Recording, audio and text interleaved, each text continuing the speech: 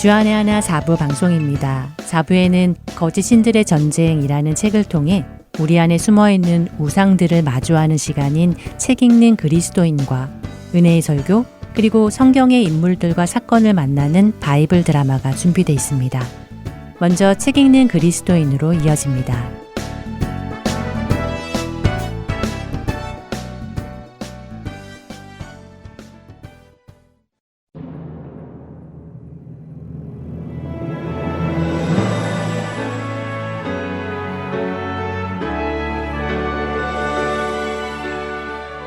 애청자 여러분 안녕하세요. 성도들에게 추천해드릴 만한 신앙 서적을 읽고 내용 속에서 우리가 생각해 볼 것들을 함께 나누는 시간, 책 읽는 그리스도인 진행의 설교입니다. 여러분과 카일 알들먼 목사의 거짓 신들의 전쟁이라는 책을 나누고 있는데요. 세상에는 자신을 종교적인 사람이라고 구분하는 사람들이 있고 자신을 종교적이지 않은 사람이라고 구분하는 사람들이 있습니다. 사실 종교가 없는 사람들은 대부분 자신을 종교적이지 않다고 말을 하죠. 하지만 종교적이지 않다 하는 것이 나는 우상을 섬기지 않는다, 다른 말로 나는 신을 섬기지 않는다 라는 의미는 아니라는 것에 여러분은 동의하시나요? 카일 알들먼 목사는 거짓 신들의 전쟁이라는 책에서 모든 사람들은 신을 예배하고 있다라고 선언합니다. 그리고 그 이유를 사람은 신을 예배하기 위해 창조되었기 때문이라고 하죠. 아마도 대부분의 사람들은 카일 알들먼 목사의 이 말에 동의를 하지 않을지도 모릅니다. 그러나 카일 알들먼 목사의 설명을 들어보면 우리는 모든 사람들은 각자의 신을 예배하고 있다는 그 말에 동의하게 되는데요. 우리는 예배를 종교적인 어떤 형식으로 생각하기 때문에 이 말에 동의하지 않는 것뿐입니다. 카일 목사는 예배를 이렇게 정의합니다. 예배란 어떤 것이나 어떤 사람을 자기 인생의 소망으로 삼고 추구하고자 하는 인간 존재에 내장되어 있는 고유의 반사작용이다. 당신은 당신 삶의 무엇인가를 혹은 누군가를 당신 삶의 가장 높은 자리에 올린다. 그리고 그것을 추구하는 데 전념한다. 이것이 종교적 언어를 빼고 내리는 예배의 정의이다 라고요. 카일 목사의 말을 정리해보면 예배란 꼭 이름이 있는 어떤 신을 섬기는 것이 아니라 내 안에 내가 추구하는 그것 자체를 의미한다는 것이죠. 결국 내가 얻고자 추구하며 그것을 얻기 위해 여러 가지 노력과 희생까지도 감수하는 것, 그것이 예배이고 그 대상이 나의 신이라는 것입니다. 카일 목사의 신과 예배의 정의를 생각해보면 우리 삶 속에는 수많은 신들이 존재한다는 것을 인정할 수밖에 없습니다. 그리고 카일 목사는 바로 그 수많은 신들을 그의 책, 거짓 신들의 전쟁에 소개하는 것이지요. 앞으로도 우리는 그 거짓 신들에는 어떤 것들이 있는지 살펴보게 될 테지만 오늘은 카일 목사가 여호수아 24장 14절과 15절을 인용하며 우리가 떠나보내야 하는 신들에 대해 생각해 보기 원합니다. 노예로 400년을 넘게 살던 애굽에서 풀려난 이스라엘 백성들, 그 백성들 중 1세대는 약속의 땅에 들어가지 못하고 광야에서 40년을 헤매다 죽고 맙니다. 그들에게 믿음이 없었기 때문이죠.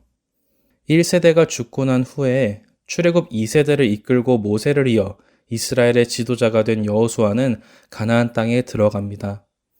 여호수아와 이스라엘 백성들은 가나안 땅에서 나름 하나님의 말씀에 순종하며 전쟁을 치러 나갔고 그 땅을 점령해 나갔죠. 하지만 모든 백성이 하나님의 말씀에 순종하지는 않았습니다. 어떤 이들은 불순종하여 가나안 백성들과 싸움을 피하기도 했고 오히려 그들과 함께 그 땅에 거하기도 했습니다. 여호수아는 자신의 사역을 마칠 즈음인 여호수아 24장 14절과 15절에서 그 유명한 말씀을 선언하죠. 그러므로 이제는 여호와를 경외하며 온전함과 진실함으로 그를 섬기라. 너희의 조상들이 강 저쪽과 애굽에서 섬기던 신들을 치워버리고 여호와만 섬기라.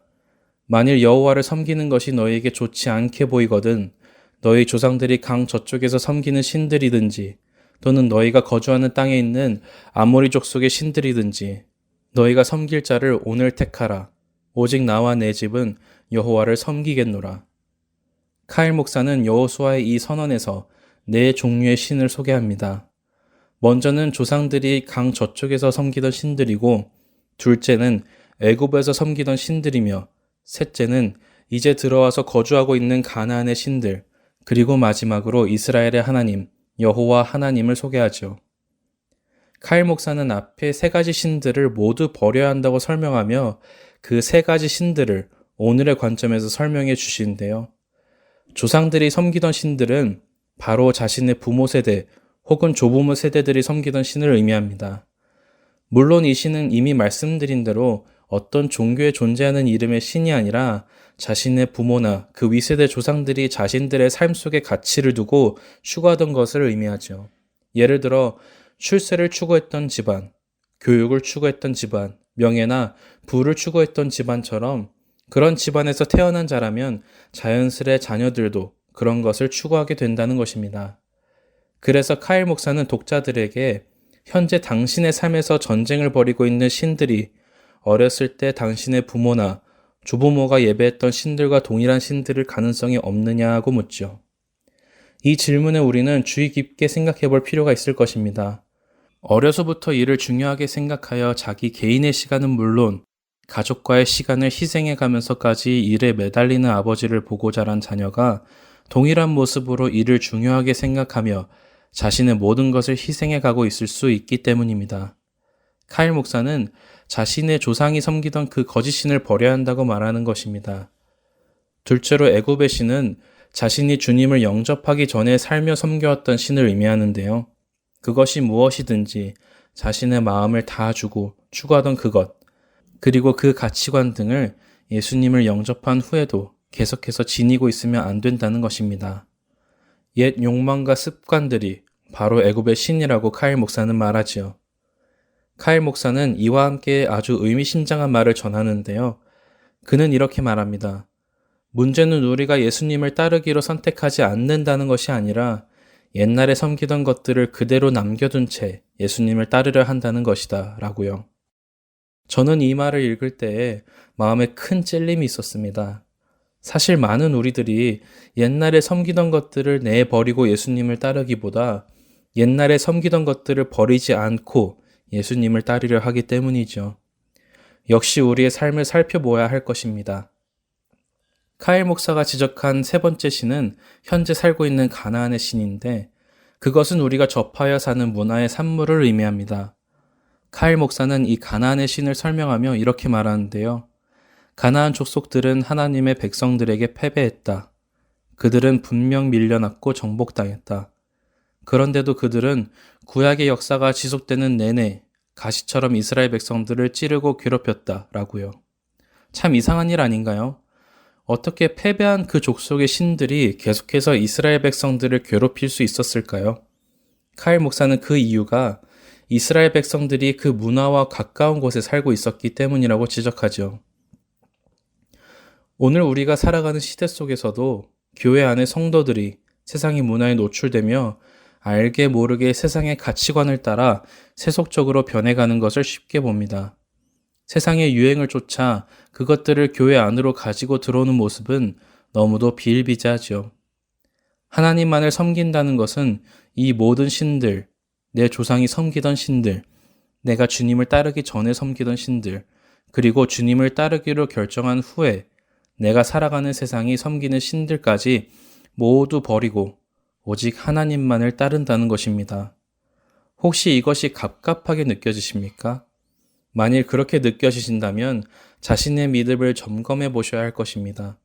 왜냐하면 교회란 멸망할 세상으로부터 부름받아 나온 사람들의 무리이며 거룩이란 세상과 구별된 것을 의미하기 때문이죠. 여러분이 그리스도인이라면 여러분은 세상과 구별되어 하나님의 나라로 들어온 특별한 사람이기에 오히려 다른 모든 신들을 배설물로 여기고 내버리고 구원의 길을 기쁨으로 가야 하기 때문입니다. 이러므로 우리에게 구름같이 둘러싼 허다한 증인들이 있으니 모든 무거운 것과 얽매이기 쉬운 죄를 벗어버리고 인내로써 우리 앞에 당한 경주를 하며 믿음의 주요 또 온전하게 하시는 이인 예수를 바라보자. 히브리서 12장 1절과 2절 상단의 말씀입니다. 우리의 삶과 문화 속에 섬기고 있는 신들은 무엇이 있는지 점검해보고 내어버리는 한 주간 되시기 바랍니다. 책 읽는 그리스도인 마칩니다.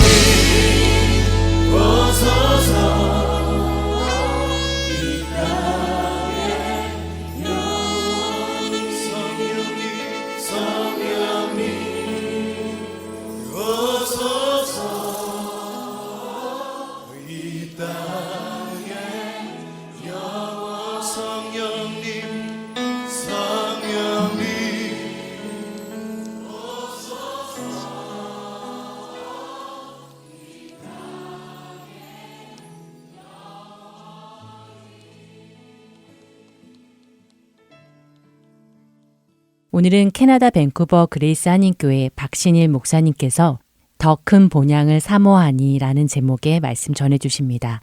은혜의 시간 되시기 바랍니다. 오늘 말씀은 히브리서 11장 13절로 16절 말씀입니다. 신약성경 히브리서 11장 13절로 16절 말씀을 봉독해 드리도록 하겠습니다. 이 사람들은 다 믿음을 따라 죽었으며 약속을 받지 못하였으되 그것들을 멀리서 보고 환영하며 또 땅에서는 외국인과 나그네임을 증언하였으니 그들이 이같이 말하는 것은 자기들이 본향 찾는 자임을 나타냅니다. 15절, 16절 두 절은 다 같이 읽겠습니다. 그들이 나온 바 본향을 생각하였더라면 돌아갈 기회가 있었으려니와 그들의 이제는 더 나은 본향을 사모하니 곧 하늘에 있는 것이라. 이러므로 하나님이 그들의 하나님의 일컬음 받으심을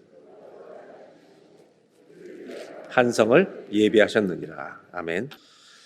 우리는 집을 나서는 순간 모두가 걸어가거나 차를 탑니다. 그리고 우리 모두는 길을 따라 걷거나 차도를 따라 차를 타고 갑니다. 사람 사는 곳에는 길이 있습니다. 그래서 인생은요, 걸음입니다. 인생은 세상 한가운데를 걸어가는 겁니다. 문제는 어느 길을 택하냐에 따라 인생은 너무도 달라진다는 것입니다. 시편 84편 5절을 보겠습니다. 다 같이 읽어볼까요? 주께 힘을 얻고 그 마음에 시온에 대로가 있는 자는 복이 있나이다. 우리 마음에 뭐가 있어요? 시온에 대로가 있어야 복이 있다는 겁니다. 이것을 조금 더 쉽게 세 번역으로 읽어보겠습니다. 제가 읽어드릴게요. 주님께서 주시는 힘을 얻고 마음에 이미 시온의 순례길에 오른 사람들은 복이 있습니다. 그 시온의 대로를 여긴 뭐라고 번역했어요? 순례길이다. 영어 성경은 필그리미지로 이렇게 되어 있습니다. 우리 인생은 걸음인데 어디로 가는 걸음이냐면 하나님께로 가는 돌아가는 걸음이라는 겁니다. 순례는 하나님께로 향하는 것입니다. 근데 내 마음속에 하나님께로 향하는 이 마음의 길이 있다면 그 사람은 복이 있다고 말하는 것입니다. 순례는 방황이 아니라 그 방향이 하나님께로 향하고 있는 것입니다.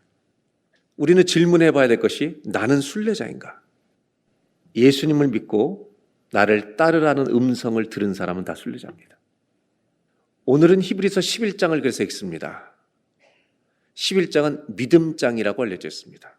근데 이 믿음으로 걸어간 사람들의 이걸 다 읽어보면 우리가 한 가지를 알아차립니다. 믿음의 길은 순례 길이었구나. 주님께로 다 돌아가는 길을 걸어갔구나. 그래서 오늘 11장에 있는 말씀을 잠깐 들여다보면서 순례자가 어떻게 살아가야 한가? 순례 길은 우리의 삶에 어떤 의미로 살려고 하는 것인가를 여러분들과 잠깐 나누려고 합니다. 아벨부터 아브람까지 전반부가 나오는데 그 뒤에는 수많은 다른 사람들 얘기가 나오는데 오늘은 저는 11장에 있는 아브람 얘기를 중심으로 해서 순례길을 걷는다는 게 무슨 뜻일까? 이거를 생각해보고 우리의 삶의 걸음이 흐트러져 있다면 다시 순례길에 잘 돌아오는 그런 예배가 되었으면 좋겠습니다. 11장 8절을 먼저 보겠습니다. 믿음으로 아브라함은 부르심을 받았을 때 순종하여 장래 유업으로 받을 땅에 나아갈새 갈 바를 알지 못하고 나아갔으며, 이 구절은 순례자로 산다는 것, 어떻게 사는 것인지를 힌트를 주고 있습니다. 아브라함은 고향을 떠납니다. 그 이유는 오늘 성경에 부르심을 받고 떠났다고 말합니다. 부르심을 따라 하나님 말씀하신 바를 따라 떠났다는 겁니다. 아마 경제적 유익을 생각했다면 하란에 정착해서 그냥 살았어야 합니다. 가족들과 친족들과 어울려 살아야 했다면 그냥 머물렀어야 했습니다. 그가 떠난 이유는 딱 한 가지가 있는데 하나님의 말씀 때문입니다. 순례자의 여정의 중심에는 말씀이 있어야 합니다.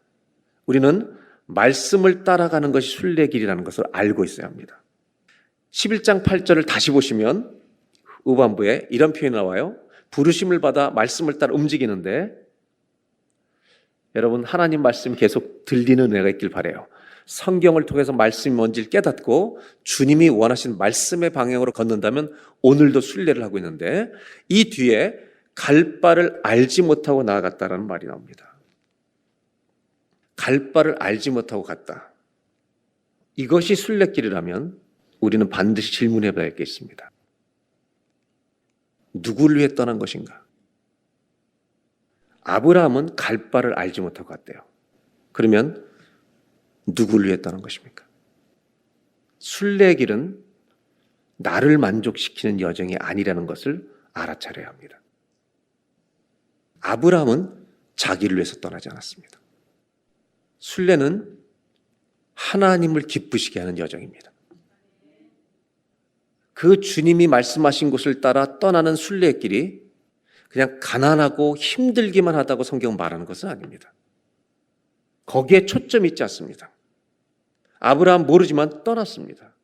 모세라는 사람의 인생에 120년을 펼쳐놓고 나면 40년은 로열 패밀리로 애굽의 왕궁에 삽니다. 그 다음 40년은 미디안 광야, 양을 치는 목동으로, 그 다음 40년은 이스라엘 백성을 이끄는 고생의 여정으로 광야를 출애굽의 여정에 이릅니다. 하나님 말씀을 따라 떠나서 사는 사람들의 길 여정에는 경제적 이슈의 문제가 아닙니다. 우리는 주님 말씀 따라 순례길을 가면 다 인생은 망하고 힘들고 이런 줄 아는데 아닙니다. 그들에게는 왕궁에 살든 광야에 살든 자유함으로 머물 수 있다는 것입니다. 근데 문제는 이것입니다. 아브라함이 갈 바를 알지 못하고 떠났는데 처음부터 끝까지 그 길을 잘 갔을까? 여러분은 신앙의 길을 잘 걸어오셨습니까? 아니면 흔들리며 왔습니까? 하나님을 기쁘시게 하기 위해 갈 바를 알지 못하고 떠났다는 것은 멋진 여정입니다. 정말 멋진 장면입니다. 그러나 계속 멋지지는 않았습니다. 넘어지고 쓰러지는 흔적들이 너무 많이 성경에 보여집니다. 장애물도 만나고 고난도 만나고, 심지어 우리도 신앙의 길, 순례길 마찬가지지만 감당하기 어려운 고통을 만나면 주님이 나에게 왜 이러시는가 믿음의 길을 멈추고 싶을 때도 있습니다. 순례는 나를 만족시킨 것이 아니라 하나님을 기쁘시게 하는 여정이다. 너무나 멋진 말입니다. 그러나 그 말로 이기기 어려운 고난도 우리는 만납니다. 아브라함은 애굽에 내려갔다가 바로에게 자신의 아내를 누이라 속여서 내어주기도 합니다. 목숨이 두려워서 그런 결정도 합니다. 고향을 떠나는 순종을 했지만 그 주님의 말씀을 따라가는 순종이 지속되지 않을 때도 있습니다. 순례와 내 신앙과 욕심이 섞여 방황할 때도 있습니다. 길을 잃어버리는 것입니다. 신앙생활한 우리들이 신앙의 길을 잃어버릴 때가 있습니다. 그러면 그 길을, 우리가 순례길을 잃어버렸을 때 어떻게 돌아오셨습니까? 이렇게 대답해야죠. 아직도 잃어버리고 있습니다. 성경을 읽어보니까 잃어버렸을 때 하나님이 깨워주시더라는 겁니다. 아브라함을 흔들어 깨우시고 순례길의 인도자는 주님이 되어주시더라는 겁니다. 우리 모두는 집으로 돌아가는 길을 잃어버릴 때가 있습니다. 그래서 순례길과 방황길을 왕래하며 걸어갈 때가 많습니다. 야곱이라고 하는 아브라함의 손자 순례자는 순례라고 말하기 어려울 만큼 그는 인생의 많은 시간이 방황이었습니다. 요셉이 죽은 줄 알았다가 다시 만나러 갔을 때, 바로 왕을 만났을 때 이렇게 자기는 표현합니다. 당신 나이가, 어르신 나이가 얼마냐 물어봤을 때 내 나이 130세요. 험악한 세월을 살았나이다. 야곱만 험악한 게 아니라 우리 모두도 험악한 길을 걸어왔습니다. 방황의 세월이 야곱은 길었습니다. 눈에 보이는 축복, 또 보이지 않는 영적 축복까지도, 아버지가 주시는 장자의 축복마저도 가로채고 싶어서 이 욕심이 주도해서 자기 변장을 다하고 에서라고 말하고 형의 축복까지 가로채버립니다. 나중에 이 사실을 알게 된 에서가 들어왔을 때 아버지 내가 에서라고, 나에게 주실 축복은 남기지 않았냐고 막 소리를 지를 때 아버지는 이미 그 복을 야곱에게 주었다고 말하면서 이 슬픈 가족의 현실을 성경은 소개합니다. 그리고 형은 에서는 야곱을 죽이려고 했을 때 야곱은 어머니의 안내를 받아 삼촌 라반의 집에서 20년을 삽니다. 그리고 20년이 지난 다음에 하나님이 그를 불러 고향으로 돌아오라 하십니다. 형이 있는 곳으로 돌아오라는 것입니다. 수많은 재산을 이제 취득한 부자가 된 야곱은 그 많은 재산을 가지고 가지만 평안이 없고 두려움이 있습니다. 그리고 모든 재산과 자식을 약복강에서 건너보내고 천사와 씨름을 합니다. 기도 중에 하나님의 천사가 야곱의 헌도뼈를 칩니다. 끝까지 붙들고 축복해달라고. 이때의 축복은 물질의 축복이 아닙니다. 나를 진실한 사람 되게 해달라는 기도였습니다. 그때 천사는 한 가지를 묻죠. 네 이름이 뭐냐? 에서라고 속여왔던 야곱에게 이름을 밝히라고 말합니다. 그때 야곱은 이렇게 밝힙니다. 야곱이라는 뜻, 남의 것을 빼앗는다는 뜻, 내 이름은 치사한 놈 야곱이다. 야곱입니다라고 고백합니다. 하나님은 야곱을 그날 고치기로 작정을 하신 것입니다. 순례자가 이렇게 살면 안 되기 때문에. 그리고 너무너무 큰 축복을, 진짜 축복을 받고 내가 획득한 것은 내 것이 아니라는 걸 깨닫고 주님이 주신 것만이 참된 복이라는 걸 깨닫고 그는 정말로 새 사람으로 변화되는 시작이 거기서부터 열려집니다. 그때 성경은 그가 그 약복강의 축복으로 변화된 다음에 하나님이 이스라엘로 이름을 지어주시고 걸어갈 때 해가 올라왔다고 소개하고 이것과 똑같이 나오는 아주 독특한 표현이 나오는데 그가 다리를 절었더라라고 말합니다. 참 이상하죠? 너무나 아름답게 변화된 야곱이 새롭게 변화된 야곱이 거듭난 야곱이 걸어가는데 해가 돋는 아름다운 장면을 연출하면서 성경은 그가 다리를 절고 있었다고 말합니다. 저는 그 다리를 저는 장면을 신비롭게도 하나님이 치유하신 것으로 봅니다. 여러분, 다리를 저는 것이 왜 치유인가? 다리를 저는 것이 왜 회복인가? 이 얘기를 좀 하려고 하는 겁니다. 다리를 저는 사람은 바르게 걸을 수 있기 때문입니다.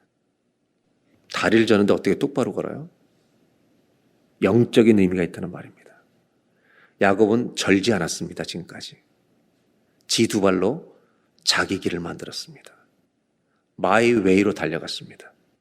주님이 회복시키고 나니까 다리를 절어요. 다리를 전다는 말의 영적인 의미는 누군가를 의지하겠다는 말입니다. 알아차리시는 은혜가 있기를 바랍니다. 누군가를 의지해야만 바르게 걸을 수 있습니다. 그 누군가가 누구입니까? 야곱은 이제부터 하나님을 의지하는 삶이 시작되었다는 것을 의미합니다. 여러분, 저와 여러분이 두 발로 똑바로 걷는 것이 재앙이 아니길 바랍니다. 나는 똑바로 걸을 수 없는 자임을 인정하고 주님 의지하는 하나님의 순례자들이 되시길 바랍니다. 순례는 그렇게 주님을 의지하며 가는 것입니다. 다리를 전다는 것, 그는 주님을 의지하며 걷는 순례자가 될 것을 상징적으로 성경은 보여주고 있다는 겁니다. 아브라함 역시 갈 바를 알지 못하고 떠나는 멋진 결단을 했지만 그 길에 수많은 고민과 방황이 있었습니다. 아브라함도 야곱도 모세도 다 공통점이 있습니다. 순례의 길을 떠나보면 배우는 것이 있습니다. 이렇게 넘어지고 쓰러지고 우리가 순례의 길에서 길을 잃어버린 우리 모두의 경험을 가지고 있는 우리 모두를 향해 이 길을 걸어보니 순례길은 나를 하나님의 순례자로 나를 고쳐가시고 빚어가시는 회복의 길이구나. 순례는 주님이 우리를 빚어가시는 길인 줄로 믿습니다. 한 번만 따라 하실까요? 순례의 길은 회복의 길입니다. 우리를 하나님의 자녀답게 만들어 가시는 길이라는 겁니다. 그래서 이 회복이라는 뒤에 있는 단어가 뭔지 아세요? 혼자 가는 길이 아니라는 겁니다. 순례의 길은 주님이 동행해 주시는 치유와 회복의 길이 될 줄로 믿습니다. 혼자 걷지 않는다는 것을 잊지 마시고 순례자는 주님이 반드시 동행해 주실 줄로 믿습니다. 히브리서 10장 9절 한 절 더 보겠습니다. 9절의 앞부분을 제가 다시 읽으면 믿음으로, 이 믿음장이잖아요. 믿음으로 사는 길, 순례의 길은 어떻게 사는 거냐면 이방의 땅에 있는 것 같이 약속의 땅에 거류하여. 한국말 번역이 약간 어려워요. 이걸 쉽게 설명하면 약속의 땅에 들어가 사는데 다르게 산다는 겁니다. 어떻게? 이방에 사는 것처럼. 이거를 새 번역이 조금 더 쉽게 번역해 놨어요. 보겠습니다. 믿음으로 그는, 아브라함은 약속하신 땅에 들어가 살 때에도 타국에 사는 나그네처럼 살았다는 것입니다. 우리 이민자는 무슨 말인지 금방 알아요. 제가 여기 처음 왔을 때 30년 된 목사님이 저한테 그러시더라고요.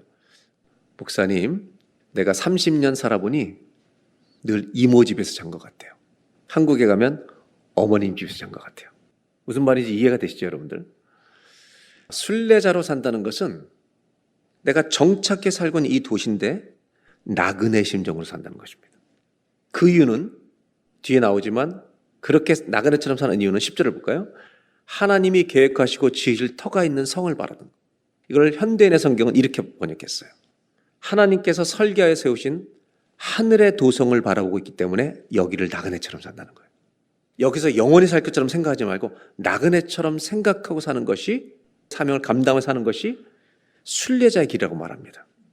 저는 오늘 이 구절을 두 번째로 나누고 싶은 구절인데, 나그네처럼 산다는 건 뭐냐면 떠날 곳이라는 것을 알고 산다는 겁니다. 이것이 순례자의 삶입니다. 이민자는 나그네란 말을 금방 알아들어요. 여기가 내가 영원히 있을 곳은 아니야. 내가 죽을 때까지 살더라도. 이 마음이 나그네예요. 그 이유는 하늘에 있는 도성을 바라보기 때문에. 이 얘기는 조금 이따 할게요. 저는 이 나그네로 산다는 것이 순례자의 길인데 나그네 마음이 있다는 거예요. 이걸 어떻게 표현하고 싶냐면 믿음장이잖아요. 이게 믿음으로 사는 길 중에 하나라는 거예요. 믿음을 측정할 수 있을까라는 질문을 저는 해봅니다. 내 믿음을 측정할 수 있을까? 그냥 굉장히 현실적인 얘기를 해볼게요. 제가 한국에서 처음으로 여기 96년 1월에 유학생으로 나왔습니다. 차가 필요해서 차를 사는데 목사님을 통해서 한국에 갑자기 일이 생겨서 유학생인데 들어가야 되는 어머니가 생겼습니다. 자기가 차를 산지 도요타 터셀이라는 차를 1년 조금 넘게 탔는데 9,000불에 팔려고 딱 찾고 있는데 저를 만난 겁니다. 목사님도 이런 기회는 없으니까 사라고. 그때는 여러분 아시는 것처럼 캐나다에는 에어컨이 필요 없었던, 여름에도 그런 시절이었습니다. 그래서 에어컨도 없는 차, 유리도 다 손으로 이렇게 해야 되는 거를 9,000불에 사게 돼서 이거는 너무 럭키한 기회였습니다. 그래서 저는 샀고, 그렇게 그분들은 돌아가셨습니다. 그 목사님께서 오랜 경험을 여기서 30년 넘게 하신 분이 이렇게 좋은 차를 이렇게 싼 값에 사는 것은 하나님의 인도하심이라고, 우리는 보통 그렇게 말을 하고 믿음의 복이라고 말했습니다. 맞습니다. 너무 좋은 길을 얻었습니다. 지금 제가 30대에 벌어진 일을 60대에서 돌아보니까 그분이 2,000불은 더 받을 수 있는 차인데 급한 일이 생겨서 돌아가기 때문에 저는 그 기회를 택했는데, 그것을 믿음의 복이라고 말하기보다는 조금 더 생각해보면 너무 급해서 들어가는 그분에게 내가 1,000불을 더 드리는 것이 믿음이 있는 행위가 아닐까라고 생각해보는 겁니다. 어려운 일이 생겨서 들어가는 사람이 차값을 못 받고 들어가는 것을 take advantage 하는 것을 내가 믿음의 복이라고 말하는 그런 삶을 살 수 있지만, 그 어려움을 당한 사람이 11,000불을 받을 수 있는 것을 9,000불에 빨리 처리하기 위해서 날짜 때문에 처리하는 그 사람에게 내가 1,000불을 더 주는 믿음을 발휘할 수는 없었을까? 그 사람이 당하는 아픔과 내가 취하려는 이득 사이에 거기에서 내 이득만 취하는 게 아니라 그 긴장 속으로 들어갈 수는 없을까? 공정거래법을 어기고 거래하라는 말은 아닙니다. 그것이 믿음이 아닌가라는 생각을 하는 겁니다. 나그네처럼 사는 길이 뭘까? 여기가 전부라면, 내가 사는 이 땅이 전부라면 최대한의 이득을 얻어야죠. 그러나 나그네라면 한 번쯤은 생각해봐야 정상이 아니겠습니까? 우리가 그동안 이게 믿음의 복이라고 말했던 것을 한 번은 더 곱씹어야 되지 않겠는가?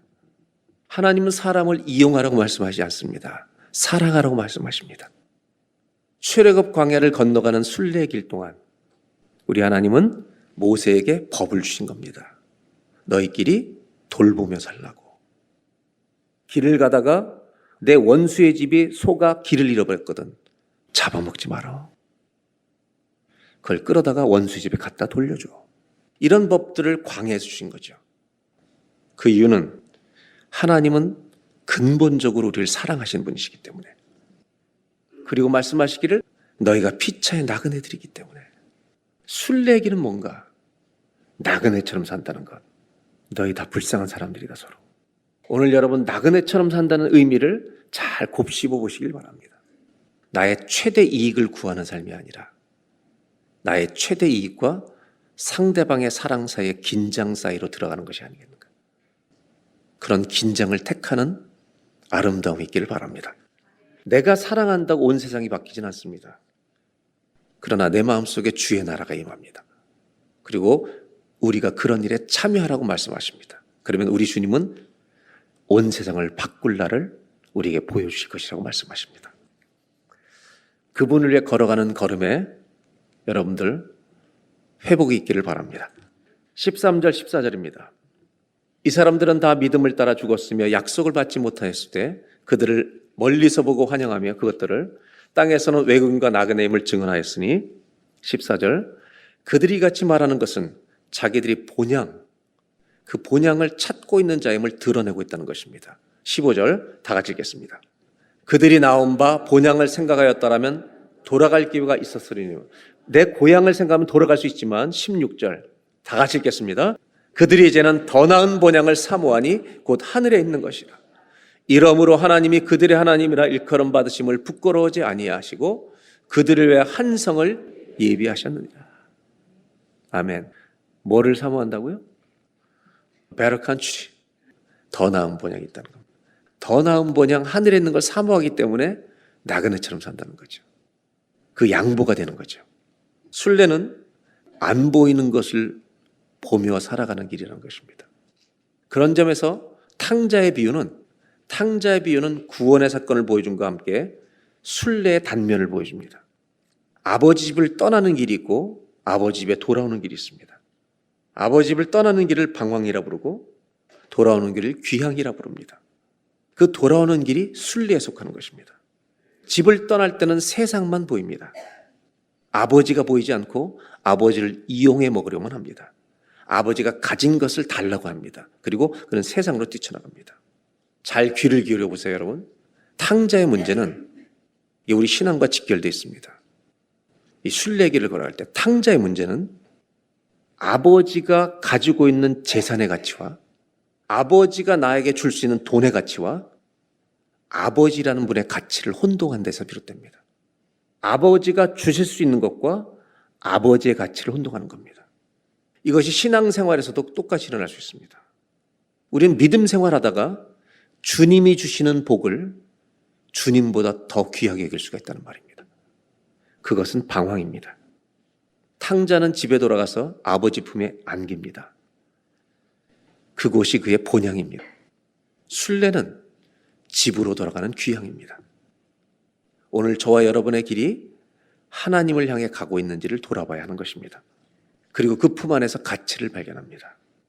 탕자가 돌아오는 그 짧은 여정은 순례의 길을 상징합니다. 모든 것을 잃어버렸습니다. 친구들이 다 떠났습니다. 그래서 죽음의 길을 걷고 있는 그 길이 아버지 집으로 돌아올 때 생명의 길이 됩니다. 순례는 사람을 살리는 길입니다. 둘째 아들은 잠깐의 쾌락과 참된 기쁨을 구별하게 됩니다. 흔들리지 않는 아버지 사랑과 떠나버리는 잠깐의 사랑을 구별하게 됩니다.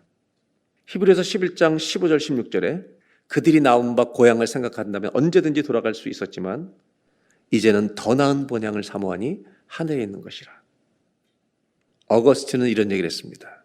그렇게 방황했던 어거스틴이 회심하고 어떤 이야기를 써놨냐면 기쁨이라고 하는 것은 그리스도인들에게 진짜 영원한 기쁨은 하나님을 진실하게 지극히 사랑하여 그분의 온전한 뜻 외에 다른 것을 선택하고 싶지 않은 상태를 기쁨이라고 정의했습니다.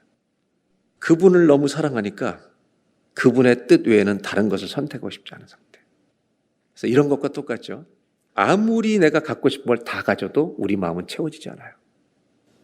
그런데 주님을 만나면 넘치는 거예요. 목회의 길을 쭉 걸어오면서 저는 은퇴도 순례의 여정이라고 생각합니다. 젊은 시절의 목회자들은 성공이 보입니다. 큰 교회가 보입니다. 그런 목사가 되고 싶어 합니다. 설교 잘하는 자신을 드러내고 싶어 합니다. 유명해지고 싶어 합니다. 근데 목회자의 여정을 걷다가 주님이 또 오셔서 한 영혼을 사랑하는 법을 배우게 됩니다. 그때 순례자로 목회를 하는 것입니다. 순례길이 어떤 길인가? 오늘 성경 말씀을 인용해서 정리하면 돌아갈 고향보다 더 나은 본향이 있다는 겁니다. 그걸 매일 볼 수만 있다면 순례입니다. 저는 마지막으로 순례의 길을 이렇게 정의하고 싶어요. 순례의 길은 분별의 길입니다. 무엇이 영원한지를 분별해가는 길입니다. 신앙생활의 제일 중요한 것은 현재입니다. 과거가 아니라 현재입니다. 주님은 우리 과거를 없애버리시는 분이 아니라 용서해 주시는 분입니다. 신앙생활은 현재가 중요합니다. 순례는 과거의 순례자가 되면 안 됩니다. 앞으로 순례할 것이라고 말하시도 안 됩니다. 순례는 언제나 현재형이어야 합니다.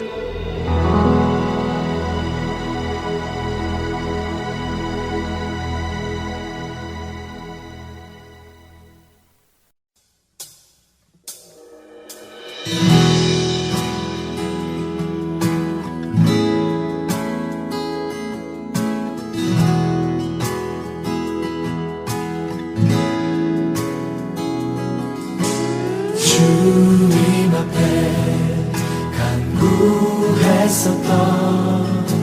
한 가지 그것은 구하리니 내 일생 주전에 거하게 하소서. 주님 앞에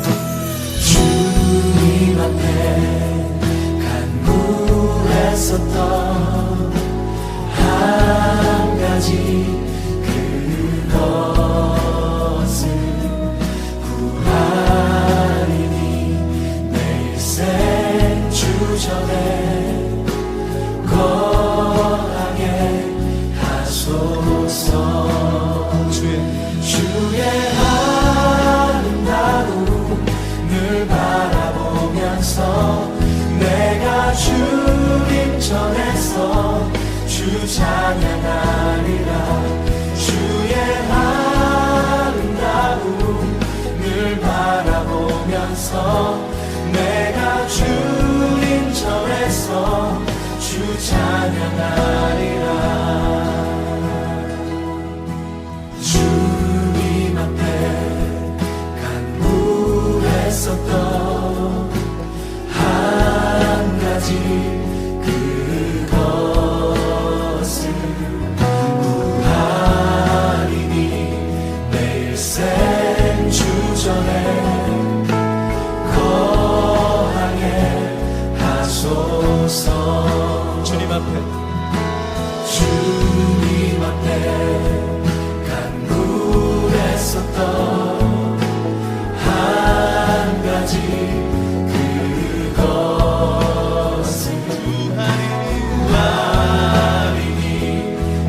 일생 주전에 거하게 하소서.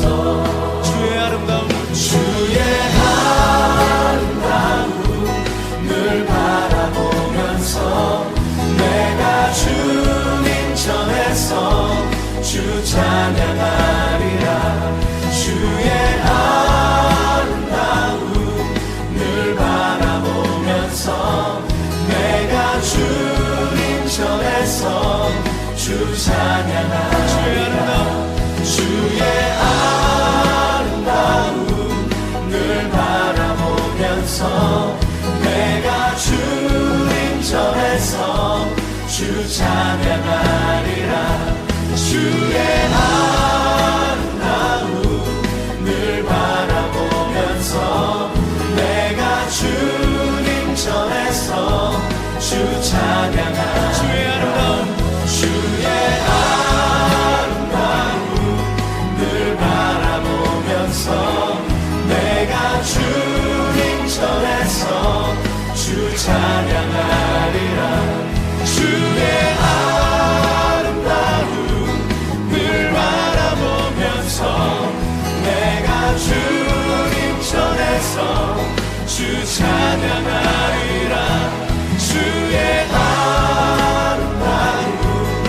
늘 바라보면서 내가 주님 전에서 주 찬양하리라. 주의 아름다움 늘 바라보면서 내가 주님 전에서 주 찬양하리라. 주의 아름다움 늘 바라보면서 내가 주님 전에서 주 찬양하리라. 주의 아름다움 늘 바라보면서 내가 주님 전에서 주 찬양하리라.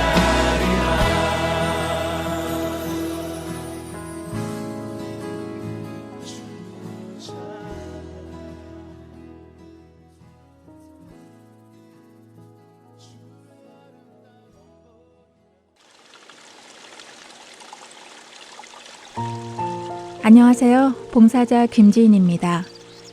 매주 금요일마다 CD를 각 지역으로 배송해 드리는데요.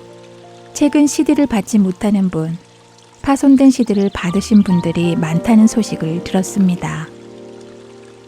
매주 만들어지는 CD에는 많은 분들의 정성이 담겨져 있고 예수 그리스도의 복음이 담겨져 있습니다. CD가 잘 전달되지 않을 때에 저희 또한 마음이 너무 아픈데요. 혹시 CD를 받지 못하셨거나 부서진 CD를 받으셨을 때에는 저희에게 연락 주시기 바랍니다. 사무실 전화번호 602-866-8999입니다.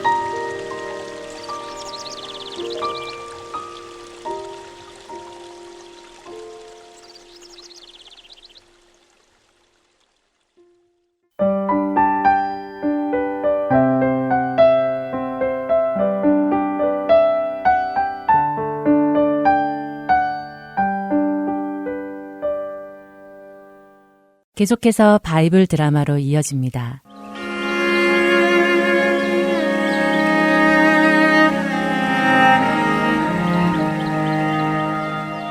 애청자 여러분 안녕하세요. 바이블 드라마 사무엘편 진행의 박윤규입니다. 자신의 간음을 감추기 위해 밧세바의 남편 우리아 장군을 전쟁에서 죽도록 만든 다윗. 우리아 장군이 전사하자 그의 아내 밧세바를 자신의 궁으로 들여 자신의 아내로 삼습니다. 다윗의 생각에 이제 모든 문제가 해결된 것처럼 보였습니다. 그 우리야 때문에 골머리를 좀 먹었지만 그래도 내 죄가 탄로나지 않고 잘 넘어갔군. 다행이야. 우리아가 죽은 것은 좀 미안하지만 그래도 밧세바의 입장에서 왕의 아내로 사는 것이 장군의 아내로 사는 것보다 더 낫지 않나. 우리아도 고마워하겠지 뭐. 그나저나 이제 밧세바의 배도 서서히 불러오고 날 닮은 아들이나 하나 나오면 좋겠군. 다윗은 자신의 죄를 깨닫지 못하고 있었습니다. 하지만 하나님은 분명 모세를 통해 내 이웃의 아내를 탐하지 말라고 말씀하셨고 십계명 속에 그 내용을 넣어주셨습니다. 그러나 다윗은 이스라엘의 왕으로서 자신의 이웃의 아내를 탐했고 그래서 간음하지 말라고 하신 죄를 범했으며 자신의 그 죄를 숨기기 위해 살인하지 말라고 말씀하신 하나님의 또 다른 계명까지 범했습니다. 이번 한 사건으로 인해 다윗은 10계명 중 3가지 계명이나 어기게 된 것입니다. 다윗의 이 일은 하나님 앞에 악한 일이었고 하나님이 보시기에 악한 일이었습니다. 그래서 하나님께서는 나단이라는 선지자를 다윗에게 보내셔서 그의 죄를 깨닫게 하시지요. 다윗 왕 계십니까? 오, 나단 선지자님. 오랜만이군요. 아니 그동안 어떻게 지내셨습니까? 저는 하나님의 은혜로 잘 지냈습니다. 다윗 왕께서는 어떻게 지내셨습니까?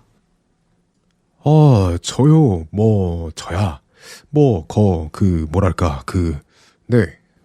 나름 잘 지냅니다. 그나저나 어쩐 일로 저를 찾아오셨습니까? 네, 근래에 이 이스라엘 한 성읍에 있었던 일을 좀 알려드리러 왔습니다. 오, 그래요. 무슨 일이 있었는데 그렇습니까? 이스라엘 한 성읍에 두 사람이 있었습니다. 한 사람은 아주 부자입니다. 그런데 또 한 사람은 아주 가난했지요. 부자는 양과 소를 아주 많이 가지고 있습니다. 그런데 가난한 사람은 사실 아무것도 가진 것이 없고 자신의 전 재산을 들여서 산 작은 암양 새끼 한 마리밖에 없었지요. 아이고 저런, 그 암양을 키워서 먹고 살 생각이었군요. 그렇지만 암양이 다 자랄 때까지 먹고 살기가 영 어려울 텐데요. 맞습니다. 그 암양이 자랄 때까지는 다른 수입이 없었지요. 그렇게 가난한 집안입니다. 그 가정은 그 암양이 아주 소중했지요. 그래서 그 암양을 잘 돌보며 친자식처럼 키웠습니다. 함께 먹고 마셨지요. 특히 그 가난한 사람은 그 암양을 마치 자기 딸처럼 사랑했습니다. 정이 많은 사람이군요. 뭐 그래도 그 집안의 유일한 소망이니 그럴 수밖에 없었겠군요. 손님이 찾아오면 당연히 손님을 잘 접대해야죠. 뭐 다른 일을 할 것이 있겠습니까? 아니 혹시 그 부자가 손님을 홀대라도 했습니까? 아닙니다. 홀대하지는 않았습니다만 그 부자는 자기의 양들과 소들을 너무 아껴서 그 양들과 소를 잡아 손님을 접대하고 싶지는 않았습니다. 그래서 그 가난한 사람의 집에 가서 그 가난한 사람이 애지중지하는 그 하나밖에 없는 그 집의 소망인 그 암양을 빼앗아서는 그것을 잡아 손님을 접대했지요. 아니, 뭐라고요? 아니, 그런 놈이 내가 살아계신 하나님을 두고 맹세하는데 그런 짓을 한 사람은 죽어 마땅합니다. 도대체 그놈이 누굽니까? 아니 어쩌자고 그 가난한 사람의 유일한 소망을 빼앗아 손님을 먹인단 말입니까? 자기 것은 귀하고 남의 것은 귀하지 않다는 것입니까? 어서 그놈에게 가셔서 그 가난한 사람에게 빼앗은 것에 4배를 갚아주라고 하십시오. 안 그러면 내가 당장 그놈을 죽이겠다고 가서 전하십시오. 다윗이 그렇게 화가 나서 소리를 치자 나단 선지자는 낮은 목소리이지만 단호한 목소리로 다윗에게 입을 엽니다. 다윗 왕이시여, 그 악한 사람이 바로 다윗 왕이십니다. 뭐라고요? 그 악한 사람이 나라고요? 그게 무슨 말입니까? 하나님께서 다윗 왕께 이렇게 전하라고 하셨습니다. 다윗아, 나는 너를 이스라엘의 왕으로 삼고 사울의 손에서 너를 구원했노라. 그리고 사울의 궁정과 그의 아내들을 너에게 주었고 또 이스라엘과 온 유다를 너에게 맡겨 다스리게 하였노라. 만일 내가 너에게 준 것들이 부족했다면 나는 너에게 더 많은 것을 주었을 것이다. 하지만 너는 거기에 만족하지 못했고 오히려 나의 계명을 우습게 여기고 내 계명을 어겨 내 앞에서 악을 행하였느냐? 너는 충성스러운 우리아를 적군인 암몬의 칼을 빌어 죽이고 그의 아내를 빼앗아 내 아내로 삼았노라. 너의 그 일로 인해 너와 내 집에 내가 재앙을 일으킬 것이고 내 눈앞에서 내 아내를 빼앗아 너의 이웃들에게 줄 것이며 그 사람들이 너의 아내들을 대낮에 욕을 보일 것이다. 너는 은밀히 그 일을 행했지만 나는 이스라엘 모든 사람이 보는 앞에서 그 일이 일어나게 할 것이니라 라고 하셨습니다. 나단 선지자의 말을 듣던 다윗, 그의 마음속 깊은 곳에서부터 참회의 눈물이 터져나오기 시작했습니다.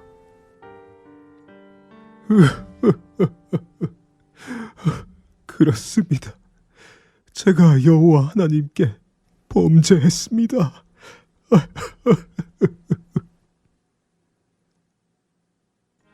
자신의 죄를 비로소 깨달은 다윗.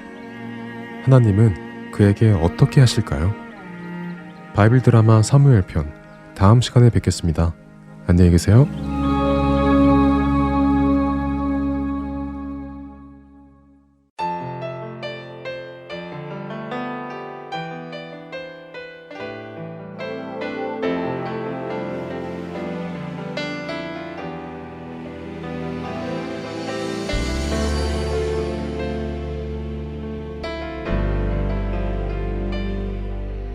주의 신을 내가 떠나 어디로 피하리까.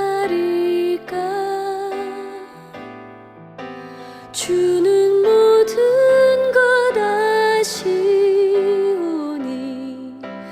어디로 다니리까. 내가 새벽 날개 치며 저 바다 끝에 거해도 어둠도 숨기지 못하리라. 주님의 손이 날 인도해. 주님은 내 모든 것을 지으신 분이시니 주님의 위대하심을 내가 고백하리라.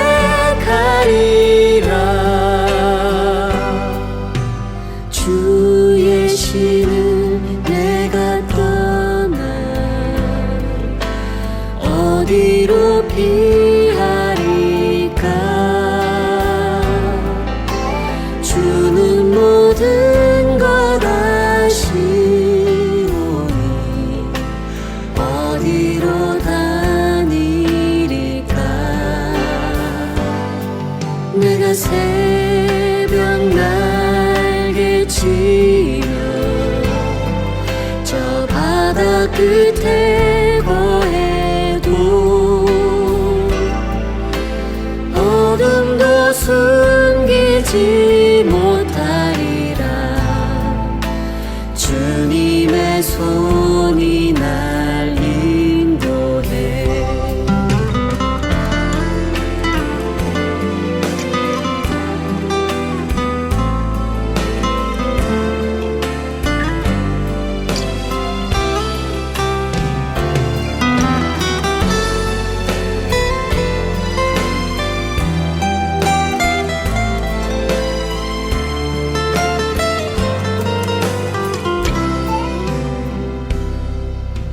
주님은 내 모든 것을 지으신 분이시니 주님의 위대하심을 내가 고백하리라. 주의 신을 내가 떠나 어디로 피하리까. 주는 모든 것 아시오니 어디로 다니리까. 내가 새벽 날개 치며 저 바다 끝에 거해도 어둠도 숨기지 못하리라. 주님의 손이 날 인도해.